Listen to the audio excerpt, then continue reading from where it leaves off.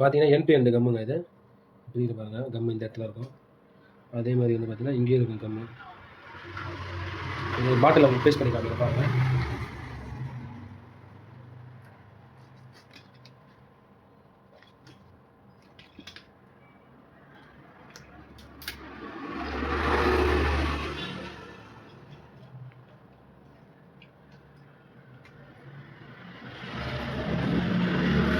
இது வந்து பார்த்தீங்கன்னா கிட்டத்தட்ட ஒரு 3000 லேபிள் வந்து பண்ணி கொடுத்துங்க. இது வந்து என் டு எண்டு கம்மு. மேலே வந்து பார்த்தீங்கன்னா வாட்டர் ப்ரூஃப் பிஓபி லேமினேஷன் பண்ணிருக்கோம். சப்போஸ் என்ன பட்டா கூட ஊறாது.